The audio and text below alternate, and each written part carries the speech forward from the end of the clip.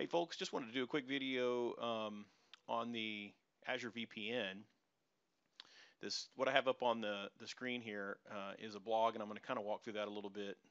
This is a blog I put together. I'll put a link in the description for the video if you want to check this thing out. But I set up a site-to-site VPN just to do some testing and you know the Enterprise Mobility Suite lab that I have.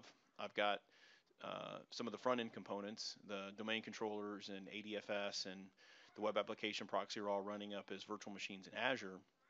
But I wanted to be able to run some stuff back on prem. I've got a Hyper-V host, which is what I'm actually running off of here. The screenshot here is off of my Hyper-V host, and so I wanted to be able to connect to things back behind the firewall, like a config manager server, and I'm running remote app up in Azure, and remote app needs to be able to connect to some on-prem stuff like a SQL Server Manager and the config manager client and stuff like that.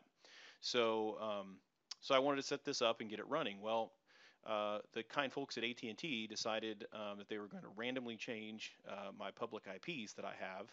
So I'll also kind of go through, in case anybody's searching around on the internet for the Motorola NVG589, happens to be the router that I'm using. So I'll actually go through a little bit of the configuration for that too. Not too deep, but if anybody's trying to set up static IPs in this particular device, I'm using AT&T Uverse and have Gigapower, which is the 1 gigabit Ethernet connection, and that happens to be the router that I'm using. So I'll talk a little bit about the static IP configuration and what that looks like. But anyway, here's the site-to-site VPN setup here, and I'll walk through this a little bit. But basically, the way the setup looks, and I'm not going to walk through this step by step, but if you go to the Azure portal, you have the ability to, if you go to the networks section, you have the ability to set up a new site-to-site VPN. And so you can name the VPN, you can figure out which location you want to put it in. Then you can use some DNS servers, right? So the virtual machines that you provision into that virtual network need to do name resolution. So if you have a domain controller up in Azure, or if you have a domain controller that's back on-prem, then you can put in the IP addresses there, and all the virtual machines that boot into that virtual network will get these as the default DNS servers. And then you can also configure the site-to-site VPN piece here.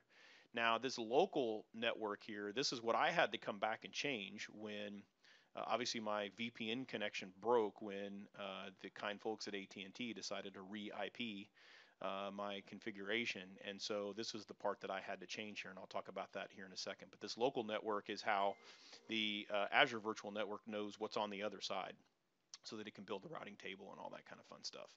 And if you go through this a little bit further, and I talk through this in the blog post itself, but you have the ability here to create this kind of, however big of an address space that you want to create here, and then you can subnet that down. So you can have a subnet, for example, let's say you wanted to put VMs that had a DHCP reservation or kind of a static IP configuration. You wanted to have another one that was just dynamically assigned IPs, etc.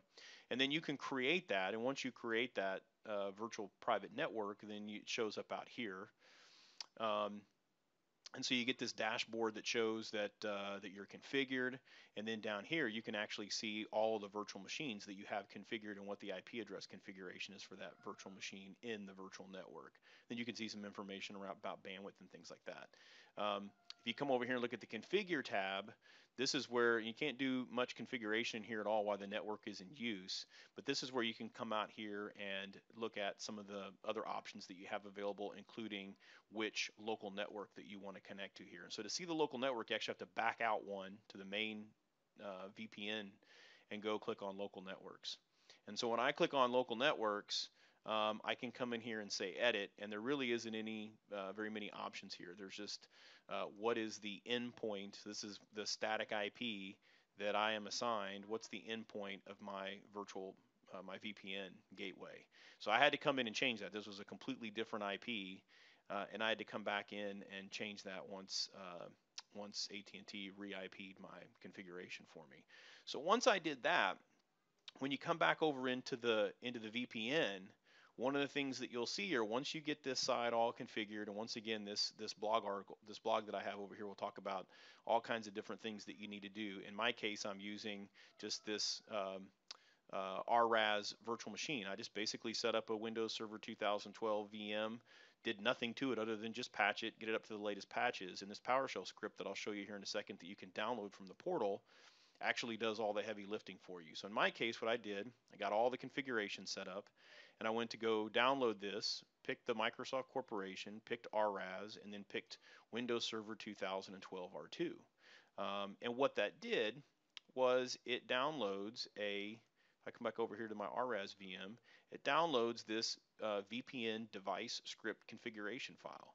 Now you can rename this. What I did, I usually just rename these to PS1, and now it's a PowerShell file. So you can run it this way, or what I do is actually just pull it into the PowerShell ISE.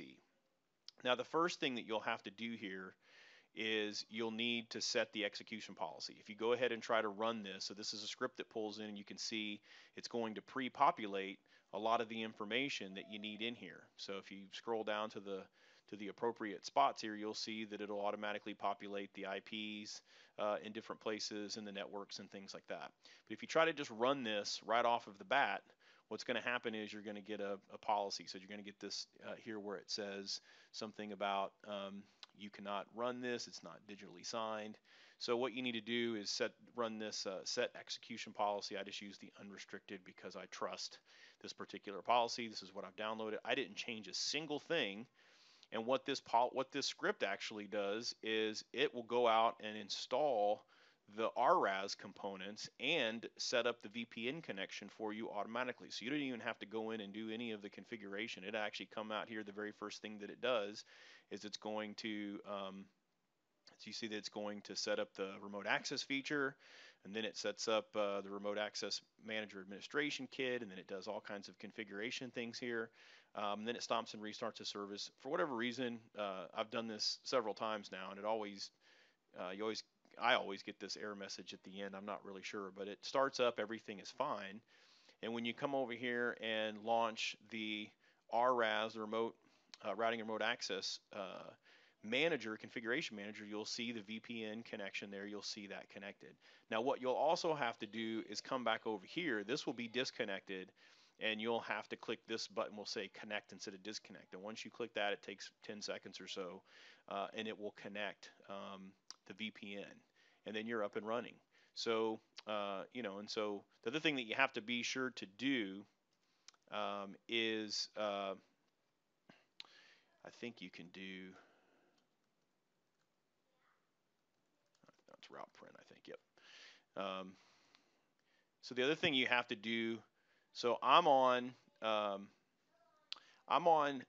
one of my computers that's on-prem here, and I use a 192.168.1.x, with a Class C subnet on-prem. So this is, not Azure. And one of the things you can see here is that I have to configure the routing table. So these virtual machines out here, this virtual network is 10.0.0.0, and I think it's a Class B subnet. I can't remember how I had that configured, but I have to configure a static route. So, or you have to configure your router, whichever router you're using, whatever the default gateway is, you need to configure that so that your computers that are behind the firewall here know how to get over to Azure. And in my case, if I come back over here and look at the RAS server, and I go look at the two network connections that I have here.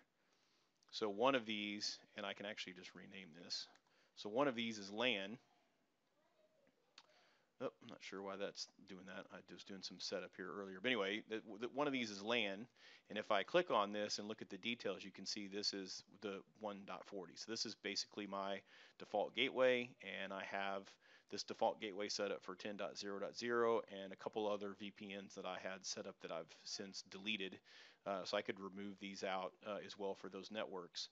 But anyway, that's how anything that's trying to get to 10.0.0, which is my Azure network, that's how it's getting over there. It's hitting this inside interface of my RAS server, passing it over to the WAN interface, which if you look at the status for this, you can see this is the public IP address that I have set up and I have configured. And that's how it works. And so that's how your Azure site-to-site VPN gets up and running. Back over here, as I said before, I kind of walk through some of the configuration there, some of the things specific to how you would set up some of the network interfacing and things like that on the Windows Server 2012 side. There's a few kind of configuration things there.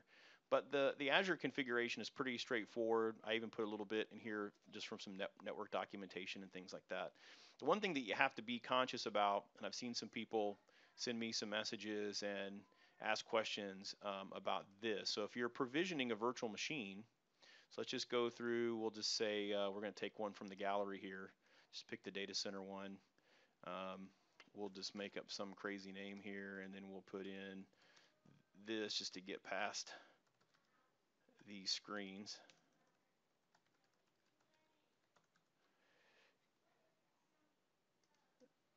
Let's see, you want to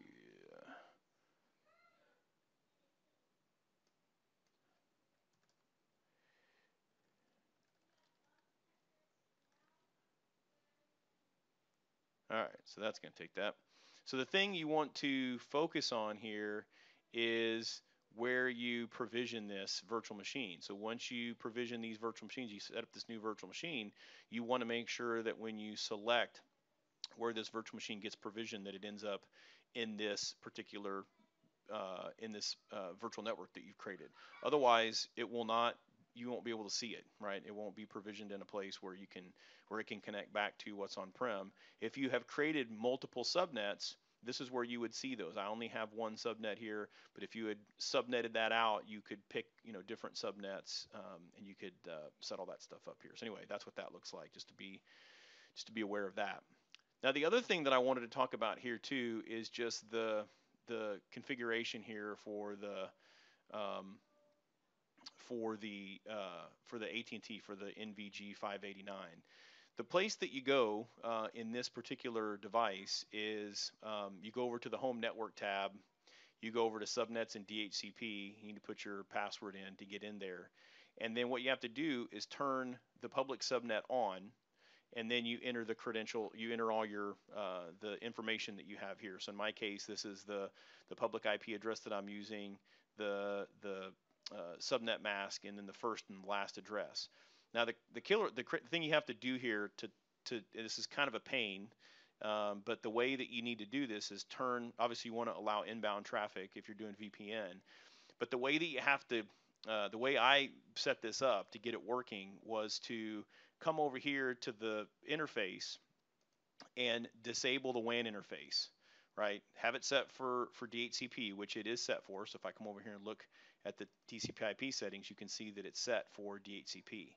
And then once you do that, once you have this disabled, then you switch this over. You switch this over to public. So now anything that's picking up a DHCP address is going to pick one up from the public pool versus the private pool, the 192.168.1.64 to 253. So you change this to public and save it, and then immediately come over here and enable this adapter. And then immediately come back over here and turn this back to private and save it. And then what will happen, of course, over here is that if you come in here and look at the status, then you'll have a public IP address. In my case, I took the first one in the range because I did this very quickly. And you'll have all the stuff that you need set up and configured, and it'll all work great. Now, the next thing that you need to do is come over here to this IP allocation tab. And now you need to take the IP address that you have here, click on allocate, and then when you come down to the bottom, you will go down this list here all the way to the end, and you'll see the 57's already taken, but I would have picked, and which I did up here, was pick 57 and then click save. And so now this is a fixed allocation. So you just leave this address, you just leave this adapter over here set for DHCP. Whenever this virtual machine reboots and it does its thing, it'll come back up every single time. It's aligned to this MAC address right here. So if you looked at the MAC address setting on this particular adapter, you would see that those two things line up. So if you look at 49-24, you'll see 49-24 over here, and those two things line up. So that's the a little bit about the NVG 589 and just kind of how to get that working with a static IP configuration. And then once again, I'll put a link to the blog down here of how to set up the site-to-site VPN. It's very straightforward.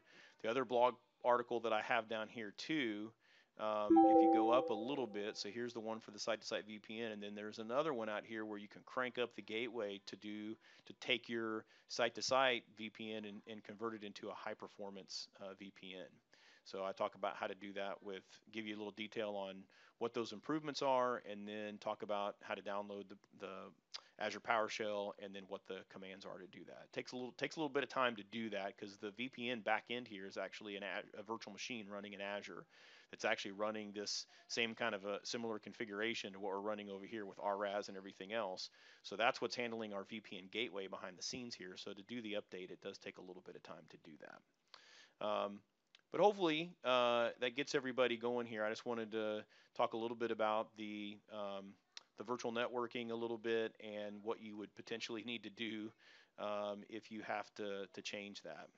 And the other thing that uses this virtual network is my hybrid implementation of remote app. And so I've got this thing configured to use a virtual network, and it actually connects back to my on-prem environment as well too. So I had to make sure that virtual network was working properly so that this would work as well. So if you have any questions or anything, just feel free to post away, and I'll answer them as they come in. Thanks again.